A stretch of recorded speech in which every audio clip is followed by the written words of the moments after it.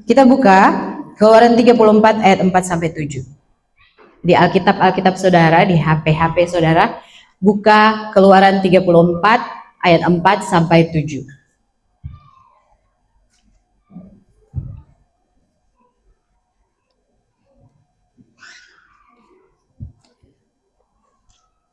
Yang sudah ketemu angkat tangannya. Ya, mari kita baca semua. 1, 2, 3.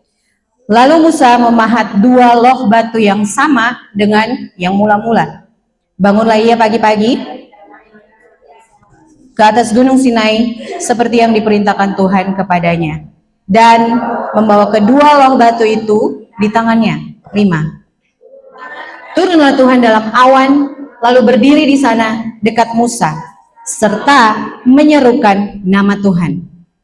Berjalanlah Tuhan lewat dari depannya dan berseru, Tuhan, Tuhan, Allah penyayang dan pengasih, panjang sabar, berlimpah kasihnya dan setianya, yang meneguhkan kasih setianya kepada beribu-ribu orang, yang mengampuni kesalahan, pelanggaran, dan dosa, tetapi tidaklah sekali-kali membebaskan orang yang bersalah dari hukuman, yang membalaskan kesalahan bapa kepada anak-anaknya dan cucunya, kepada keturunan yang ketiga dan keempat. Hari ini kita akan belajar satu kata. Satu kata ini adalah sebuah konsep di dalam Alkitab. Kata ini dia muncul lebih dari 240 kali di dalam Perjanjian Lama saja. Tapi satu kata ini tidak bisa diartikan hanya dengan satu kata. Misalnya, yada, mengenal, kan? Kita sering belajar kata-kata dari bahasa aslinya. Tapi kata ini dia tidak bisa di dalam satu ayat dia berarti A, di dalam ayat lain dia berarti B, di ayat lainnya lagi dia berarti C. Satu kata Ibrani begitu banyak arti. Bukan karena penterjemahnya bingung, bukan karena penterjemahnya salah. Tapi satu kata ini punya bobot yang begitu besar, begitu luas, begitu lebar, begitu dalam, sehingga tidak bisa dijelaskan dengan hanya satu kata. Satu kata ini mencakup begitu banyak, begitu besar, begitu dalam jati diri Tuhan. Dan itu intermezzo, saudara. Kata ini yang hari ini kita pelajari adalah chesed. Coba semuanya bilang chesed. Kalau orang kayak pasti gampang bilang ini karena udah biasa bilang kayak mau muntah gitu ya. Kayak mau meludah gitu kan, kayak gitu. Coba bilang chesed. C-H-E-S-E-D. Chesed. Bukan yang untuk lap kaki di depan itu, bukan ya? Itu bukan chesed, itu keset. Yang kita pelajari pagi ini adalah chesed. Oke? Saat Tuhan sendiri turun ke atas gunung Sinai dan berdiri di sana, dari semua nama Tuhan itu banyak ya. Dari semua jati diri Tuhan, dia nggak pakai kata Tuhan Allah yang Maha Kudus. Dia nggak pakai kata Tuhan Allah Maha Kuasa, Allah Maha Besar, Tuhan bijaksana, Tuhan adil. Dari semua kata, semua sifat Tuhan, semua jati diri Tuhan yang bisa dia katakan, yang bisa dia perkenalkan, yang dia perkenalkan di dalam bacaan kita hari ini, dan di dalam lebih dari 240 kali di dalam Alkitab adalah chesed. Nanti sebentar kita belajar ya. Chesed ini pada dasarnya, pada dasar akar pengertiannya itu bisa dibagi di dalam 4 pengertian. Karena artinya begitu besar, kita nggak bisa mengartikan ini cuma dengan satu kata. Tapi di dalam Alkitab semuanya ini dirumuskan dalam akar kata chesed ini ada 4. Yang pertama, chesed berarti kasih setia. Kasih yang kekal. Kasih yang ada di saat senang, tapi teristimewa ada di saat paling sukar. Kasih yang kekal artinya tuh terus menerus, tidak berakhir. Kasih yang tidak menyerah saat hubungan sedang sulit. Itu yang pertama. Chesed yang kedua, pengertian chesed yang kedua. Sudah udah catat ya? Saya terlalu cepat? Bisa? Bisa mengikuti? Aman, oke. Pengertian chesed yang kedua adalah kesetiaan perjanjian. Kesetiaan yang diikat oleh janji. Itu pengertian chesed yang kedua. Pengertian chesed yang ketiga adalah belas kasihan. Belas kasihan itu apa? Belas kasihan itu adalah kasih yang dicurahkan sebegitu besarnya, walaupun sang penerima kasih itu tidak layak menerima kasih itu. Kasih yang dicurahkan bukan karena orang yang menerima itu sayang saya, jadi saya juga sayang dia. Kasih yang dicurahkan saat orang ini menyakiti saya, melukai saya, menginjak-injak, membunuh saya, tapi saya tetap mengasihi dia walaupun dia nggak layak. Itu pengertian chesed ketiga. Belas kasihan. Belas kasihan ini bukan iba ya, bukan kasihan ya, kayak ya kasihan ya dia miskin, bukan. No. Tapi seperti yang tadi saya jelaskan, kasih yang dicurahkan saat orang penerimanya tidak layak menerimanya. Pengertian chesed yang keempat, yang terakhir, adalah kebaikan hati yang aktif. Kasih yang bukan cuma perasaan. Kasih yang bertindak.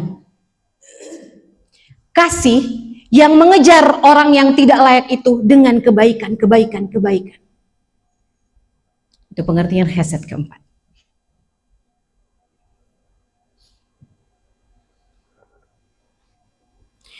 Perjanjian Lama menggunakan kata chesed ini lebih banyak dari kata yang lain. Sifat-sifat Tuhan yang lain. Untuk menggambarkan hati Tuhan. Jadi setiap kali ada pembacaan tentang hubungan Tuhan dengan umatnya, Israel, di perjanjian lama kan hubungan Tuhan dan Israel ya. Setiap kali Tuhan berbicara tentang umatnya dan Tuhan sendiri, kata yang dipakai adalah, sama-sama katakan, bukan chesed, chesed.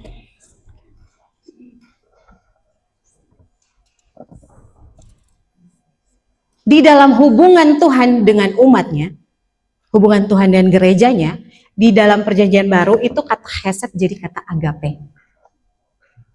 Kasih tanpa syarat. Kasih walaupun kamu gak layak, tapi aku tetap mengasihimu.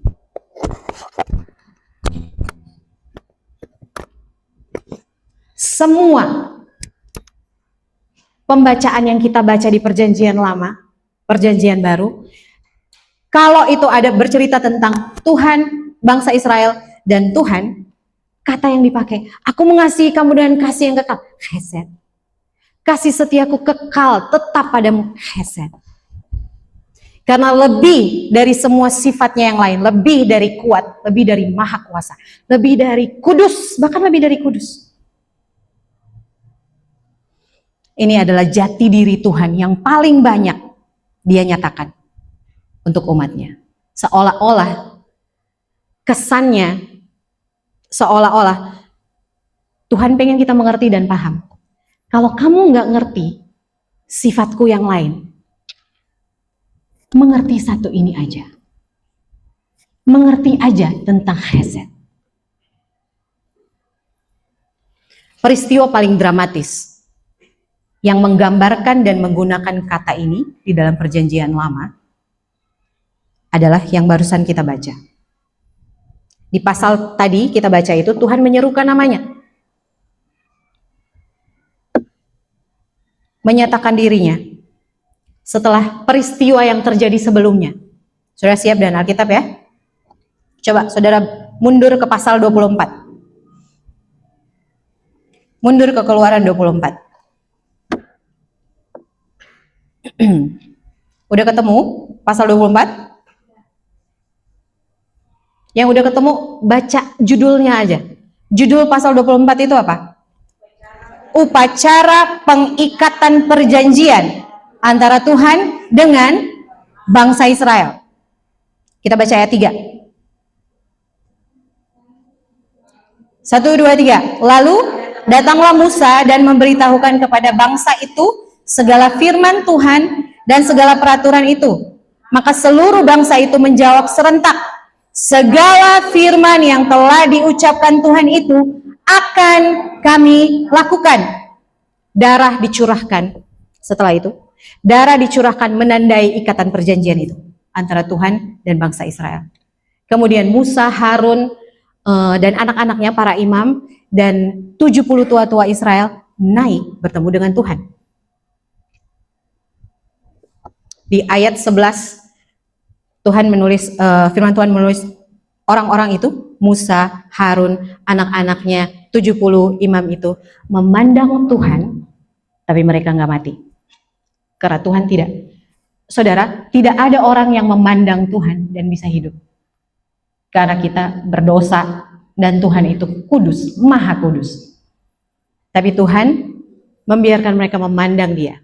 Ayat itu menulis, lalu mereka setelah memandang Tuhan, mereka makan dan minum, merayakan perjanjian yang baru saja mereka ikat dengan Tuhan. Setelah itu, kita tahu, anak-anak sekolah minggu tahu, Tuhan menuliskan hukum-hukumnya pada kedua loh batu dengan jarinya. Tapi apa yang terjadi setelah itu di pasal 32? Buka pasal 32, saudara.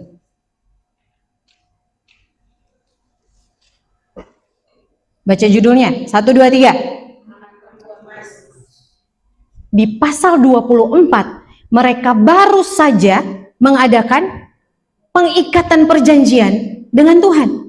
Lalu, pasal-pasal berikutnya itu berisi hukum-hukum yang Tuhan sampaikan. Yang setelah itu dituliskan Tuhan di atas kedua loh batu itu. Kita baca ayat 1, 32 ayat 1. 1, 2, 3. Ketika bangsa itu melihat bahwa Musa mengundur-undur turun dari gunung itu, maka berkumpullah mereka mengerumuni Harun dan berkata kepadanya, mari, buatlah untuk kami Allah yang akan berjalan di depan kami, sebab Musa ini orang yang telah memimpin kami keluar dari tanah Mesir. Kami tidak tahu apa yang telah terjadi. Baru saja mereka mengikat perjanjian dengan Tuhan, Allah yang benar, Allah yang maha kuasa. Dan Musa bahkan belum turun dari gunung. Musa bahkan belum turun dari gunung Sinai untuk bawa hukum-hukum yang Tuhan tulis itu. Baru aja. Tapi mereka sudah bersundal dengan Allah lain. Ini kata yang dipakai di dalam sepanjang Alkitab menggambarkan ketidaksetiaan Israel yang berpaling kepada Allah lain. Tuhan memakai kata bersundal, bersinah dengan Allah lain. Saudara, Tuhan itu di dalam Alkitab menggambarkan hubungannya dengan umatnya itu sebagai hubungan pernikahan. Kenapa? Karena pernikahan adalah hubungan manusia yang paling erat, paling intim. Tidak ada yang lebih intim dari hubungan pernikahan. Amin. Untuk menunjukkan jenis perjanjian, untuk menunjukkan cinta dan keintiman yang tidak ada pada relasi-relasi lain. Jadi perjanjian, ikatan perjanjian umat Tuhan dengan dia digambarkan sebagai sebuah pernikahan. Jadi begitu bangsa Israel tidak lagi melayani Tuhan, berpaling kepada Allah lain, di dalam hubungan pernikahan itu adalah sebuah perzinahan. Kita bahasa sekarang namanya perselingkuhan. Di bahasa Alkitab persundalan. Sangat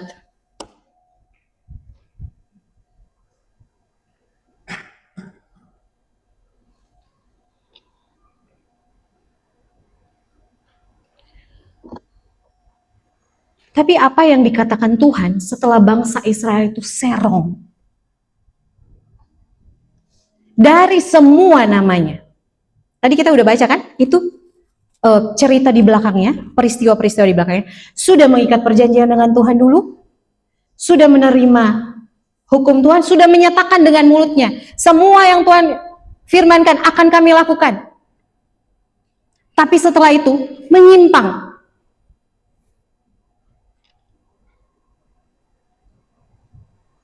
Tapi setelah peristiwa yang begitu menyakitkan hati Tuhan, dia tidak menyatakan dirinya sebagai akulah Tuhan yang kudus, akulah Tuhan yang besar. Dia menyatakan dirinya sebagai Tuhan, Allah penyayang dan pengasih. Panjang sabar, berlimpah kasihnya, berlimpah setianya. Yang meneguhkan kasih setianya kepada beribu-ribu orang yang mengampuni kesalahan, pelanggaran, dan dosa. Dia nyatakan dirinya, aku Tuhan Hesed. Aku kasih yang tetap bertahan walaupun sukar.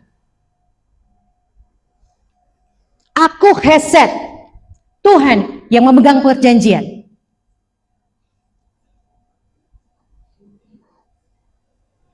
Aku Tuhan yang mengejar kamu yang serong dengan kebaikan.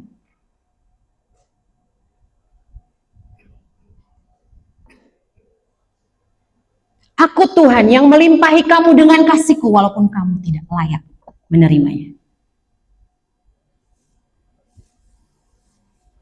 Tuhan menyatakan ini bukan di waktu bahagia. Kalau dalam pernikahan, Tuhan tidak menyatakan ini waktu di dalam fase honeymoon, waktu dalam bulan madu, lagi bahagia-bahagianya. Tidak. Dia menyatakan dirinya Hesed. Justru pada saat dia benar-benar disakiti, dicoreng kekudusannya. Di saat umatnya baru saja melanggar.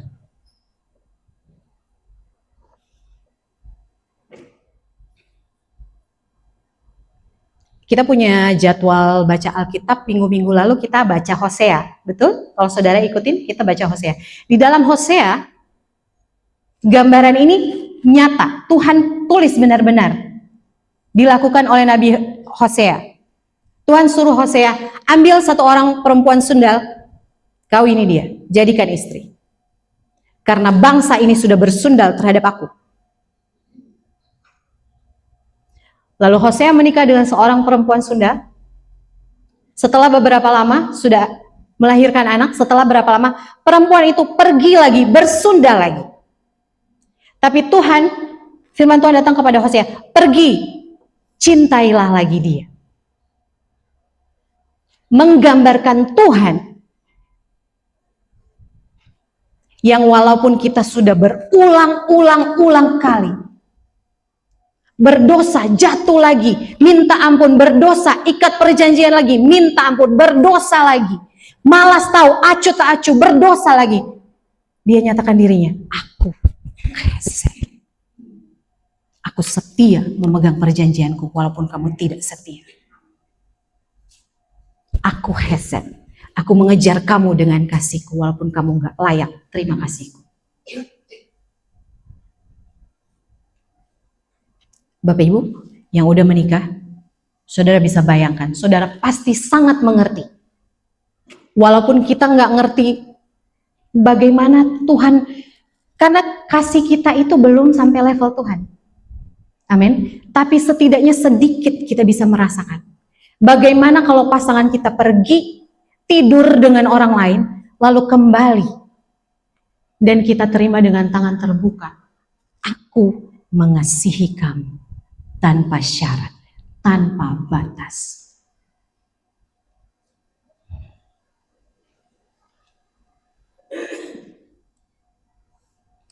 Seperti kepada umat Israel, hari ini Tuhan menyatakan dirinya kepada kita.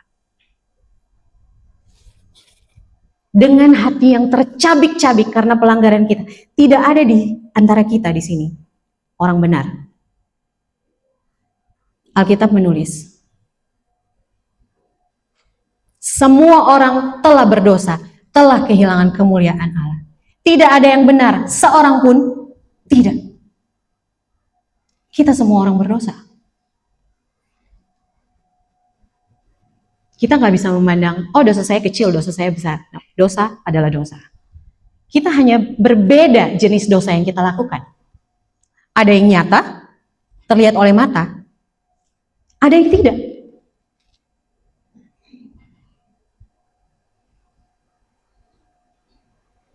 Dengan mulut kita mengaku, saya akan membuat komitmen dengan Tuhan. Saya akan setia kepada Tuhan. Tuhan, Engkaulah satu-satunya yang terutama dan utama di dalam hidupku. Yang pertama dan terutama dalam hidupku.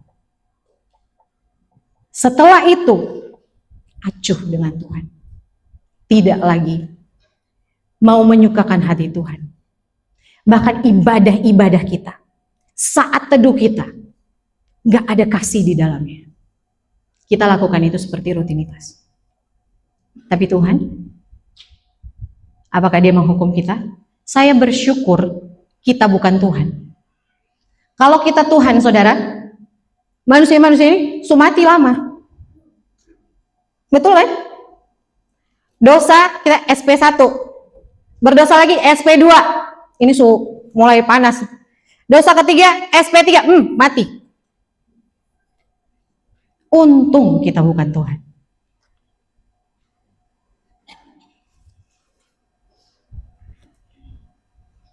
Kita nggak bisa mengerti bagaimana dalamnya, luasnya, lebarnya kasih Tuhan itu. Karena kita manusia. Dia Tuhan. Dia Chesed. Amin, saudara. Bagaimana kita meninggalkan perjanjian dengan Tuhan? Pekerjaan jadi Allah kita. Uang jadi Allah kita. Apalagi sekarang lagi masa sulit. Kita harus bisa hidup, kita harus bisa survive. Udah ibadah nanti sebentar aja, udah nggak usah berdoa pagi-pagi. Waktu itu berharga, saya mesti cari uang, harus keluarga saya mesti cari makan. Nggak salah motivasi untuk menghidupi keluarga. Tapi Tuhan tempatnya di mana? Dia sudah tidak lagi jadi prioritas. Prioritas yang dimaksudkan, Chesed ini yang dimaksudkan. Bukan saja setiap bangun pagi udah lapor dulu, Tuhan, terima kasih Tuhan, menyembah Tuhan, baca Alkitab, and sudah. Dilakukan terus menerus. Saudara yang sudah mengalami dan melakukan hal ini, apakah kasih saudara dari awal sampai hari ini itu levelnya sama? Tidak. Kita terus 100% berapi-api dengan Tuhan. Yes, Tuhan, Engkaulah segalanya yang terutama. Mau kemanapun hujan badai akan kuterjang demi Tuhan. Apakah begitu senantiasa? Tidak. Kasih kita menjadi tawar. Kasih kita menjadi dingin. Makanya dalam Hosea 6 ayat 6. Mari kita buka Hosea 6 ayat 6. I'm sorry, saya lupa. Hosea 6 ayat 6. 1, 2, 3. Sebab aku menyukai Chesed dan bukan korban sembelihan, dan menyukai yada lebih daripada korban-korban bakaran. Tuhan menyikapi kasih kita kepadanya yang menjadi dingin itu. Dia berkata, percuma ibadah-ibadahmu. Percuma saat teduhmu, tapi kamu udah kehilangan kasih kepadaku di dalam hatimu.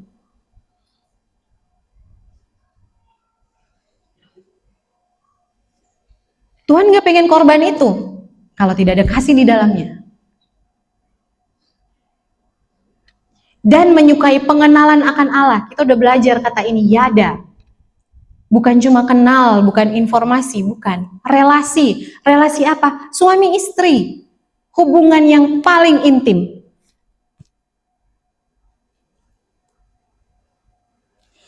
Saya nggak bisa membayangkan betapa sedihnya Tuhan waktu turun ke atas gunung itu dan menyerukan namanya Tuhan, Tuhan, Allah pengasih dan penyayang, panjang sabar, besar kasihnya, besar setianya. Sambil hatinya terluka, tapi dia tetap menyatakan dirinya. Hesed. Kebenaran ini bisa bikin kita melihat diri kita, melihat orang lain dengan cara Tuhan melihat kita dan melihat orang lain. Amin. Kebenaran bahwa Tuhan adalah hesed, dia mengejar dengan kasihnya walaupun orang itu tidak layak terima kasih.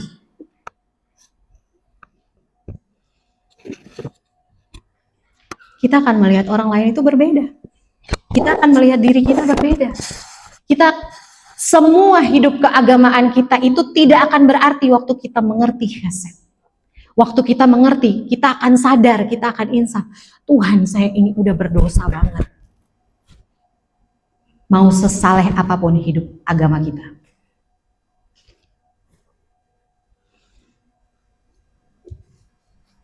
Di dalam Mazmur, kata ini juga dipakai. Mazmur 89.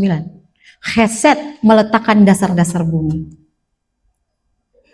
Dan hesed itu juga yang menciptakan saudara dan saya. Tuhan menciptakan saudara dan saya, manusia, bukan karena dia bosan. Bukan karena dia nggak ada kegiatan, kayak gabut. Tuhan menciptakan saudara dan saya karena dia adalah hesed. Kasihnya itu begitu besar, melampaui dirinya, dia perlu objek untuk mencurahkan kasihnya. Saudara dan saya adalah objek kasih Tuhan.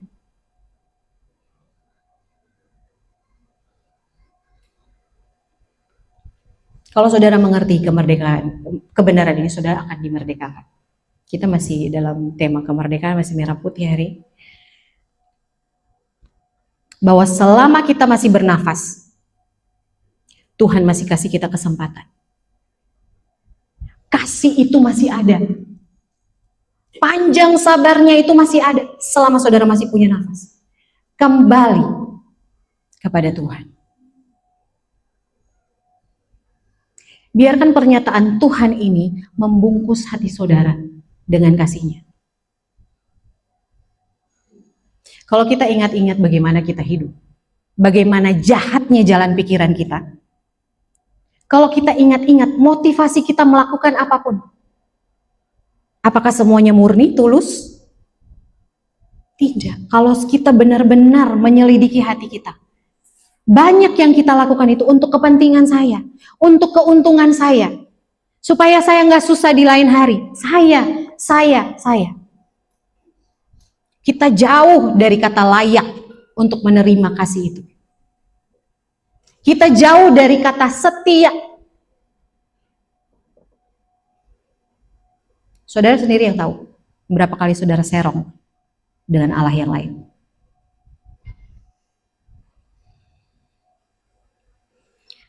Tapi hari ini di tengah-tengah keacuhan kita, di tengah-tengah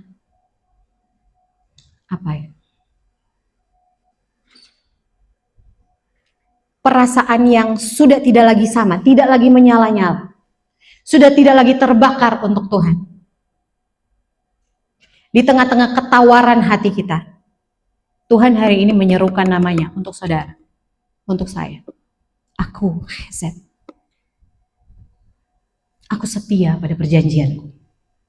Aku tetap mengejar kau dengan kasihku, walaupun engkau tidak layak menerimanya. Walaupun berkali-kali engkau menyakiti hatiku. Aku, Tuhan, hesed, maha pengasih, maha penyayang, panjang sabar, besar kasih setia.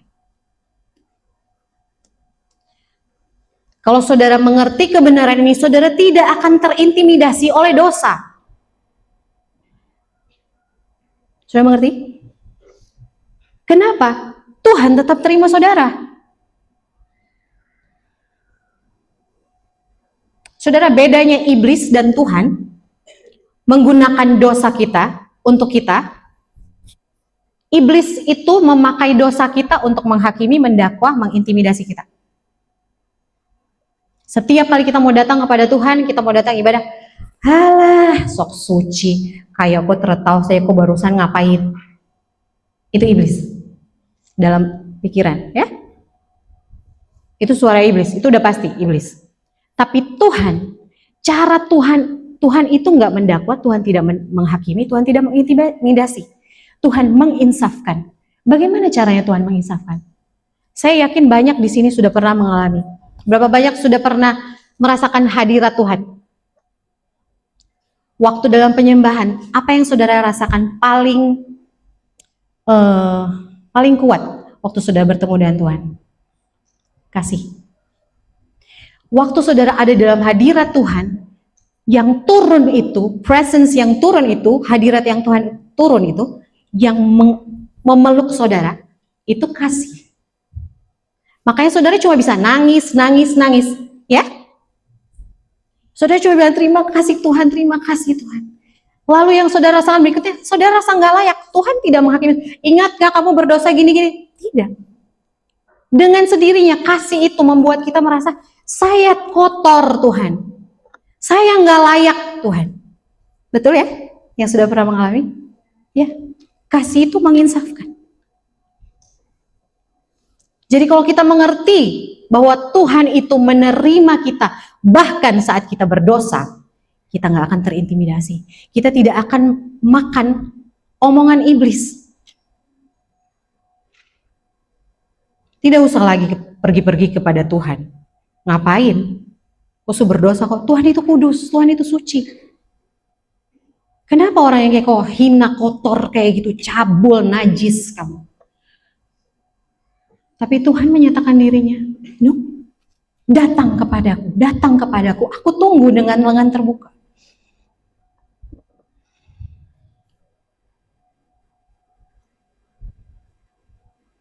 Karena waktu kita penuh dengan kasih Tuhan, kita penuh dengan hesed. Yang kita cuma bilang, kita cuma bisa nangis, kita cuma bilang Tuhan terima kasih. Selanjutnya kita bilang Tuhan ampun, Tuhan minta ampun, sadar sendiri. Tadi saya bilang, kalau kita tahu kebenaran ini, kita bisa melihat diri kita dan orang lain dengan cara Tuhan melihat. Hesed itu sifatnya meluas, karena dia itu tidak terbendung. Tadi saya bilang, Tuhan perlu objek, karena dia tuh hesed, kasihnya itu begitu besar, meluap-luap, sampai dia perlu sesuatu untuk mencurahkan kasihnya. Dan hesed itu sifatnya meluas. Waktu kita terima kasih yang begitu meluap-luap itu, kita juga nggak bisa tampung sendirian. Itu akan luber ke orang lain. Amin. Makanya orang yang dikasihi Tuhan, yang mengasihi Tuhan, merasakan hesed, pasti mengasihi orang lain. Tidak berusaha dengan kuat, itu spontan, keluar dengan sendirinya. Belas kasihan kepada orang yang menyakiti kita, keluar dengan sendirinya. Gimana caranya? Saya juga nggak tahu. Saya cuma rasa belas kasihan yang begitu besar sama orang ini. Saudara bayangkan orang rumah saudara, mungkin lagi duduk di sampingnya. Anak, suami, istri, orang tua. Lebih banyak bikin jengkel atau bikin sayang? Lebih banyak bikin naik darah. Tapi saudara, Tuhan itu mengejar mereka juga dengan kasih setianya. Dan kalau saudara penuh dengan kasih setia Tuhan, saudara tidak perlu berusaha sekuat tenaga untuk sabar. Itu akan keluar dengan sendirinya. Kamu terus melawan mama, kamu terus melawan papa, tapi mama sama papa tetap menerima kamu, tetap anak yang kami sayangi. Pulang Jona, jangan di luar lagi.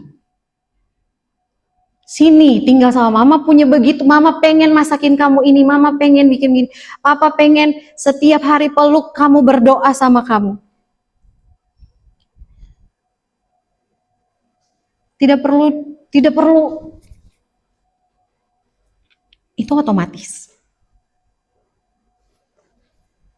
Karena waktu kita sadar kalau kita sendiri dikasihi saat kita tidak layak, kita nggak akan bisa menghakimi orang lain. Kita tidak akan bisa mendakwa orang lain. Amin? Amin. Termasuk orang-orang di luar rumah yang menyakiti saudara, yang bikin jengkel saudara, yang kepala batu dibilang terus 1, 2, 3. Waktu saudara lihat orang kepala batu, jangan terus gini, sadar saudara, ingat, saya juga kepala batu terhadap Tuhan, tapi Tuhan tetap mengasihi saya. Amin. Ya. Tuhan tetap tunggu orang itu. Yang kalau saudara punya anggota keluarga yang belum menerima Tuhan, dikasih tahu terus masih kepala batu, saudara ketahui sampai hari ini Tuhan masih terus setia menunggu dia. Tuhan masih terus di depan pintu ketuk-ketuk. Saudara terus aja doakan ya. Amin. Terus doakan mereka. Kalau kata-kata sudah tidak lagi menghasilkan sesuatu, waktunya diam, tikam lutut, kontak ke atas. Kenapa? Yang di atas, yang menciptakan orang ini, dia lebih tahu. Biar dia aja yang berurusan. Amin ya. Tuhan begitu mengasihi kita, saudara. Tuhan begitu mengasihi orang lain. Sampai Yesus bilang, satu domba yang hilang, gembala itu akan pergi meninggalkan yang 99 untuk cari satu yang hilang itu. Alkitab menulis, Yesus bilang, dan sukacitanya akan satu domba yang hilang itu lebih besar daripada sukacitanya akan 99 yang tidak sesat. Ini bikin kita tidak lagi, oh kamu berdosa, saya lebih benar dari kamu. Kamu harus hidup begini.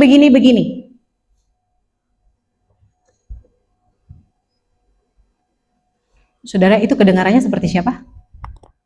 Farisi. Seperti orang Farisi. Kalau kita ada di posisi itu, merasa lebih benar, lebih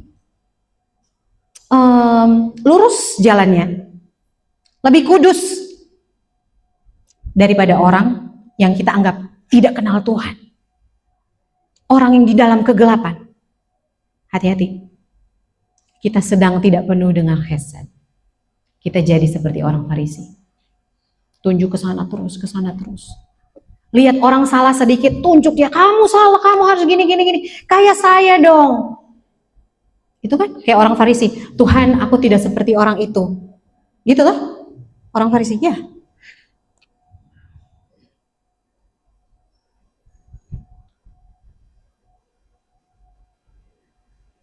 Hari ini firmannya tidak lama. Udah berapa menit ya?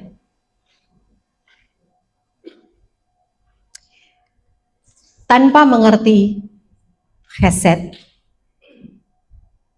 hidup kita itu nggak ada artinya. Amin. Saya panggil tim musik. Tanpa mengerti hesed,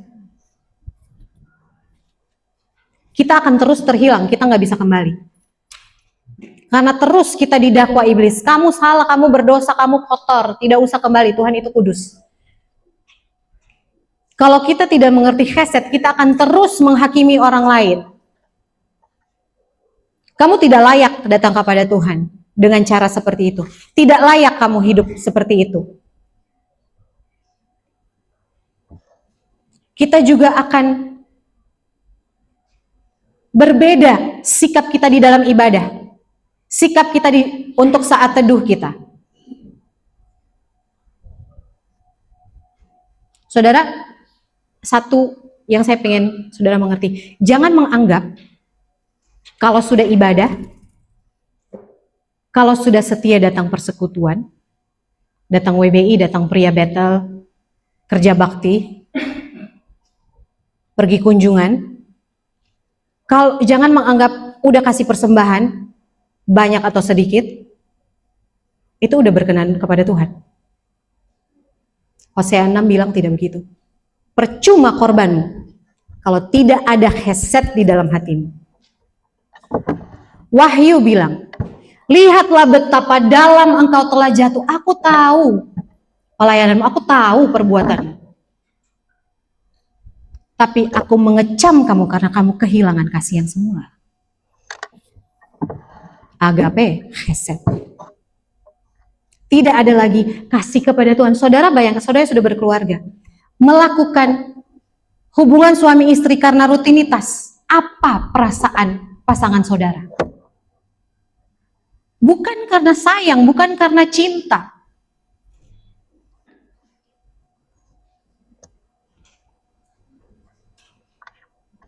Seperti itu kita memperlakukan Tuhan dengan ibadah-ibadah dan kehidupan ritual agama kita.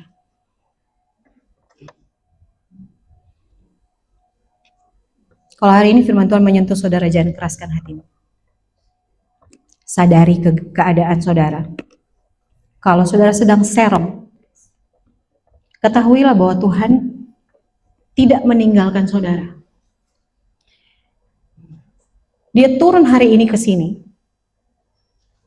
Di tempat saudara ada sekarang.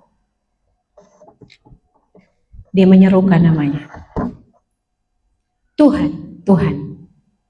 Allah pengasih, Allah penyayang. Panjang sabar.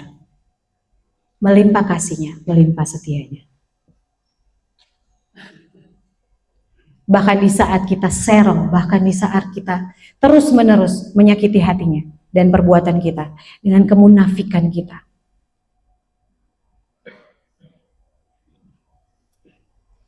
Asal saudara mau, Tuhan akan datang kepada saudara.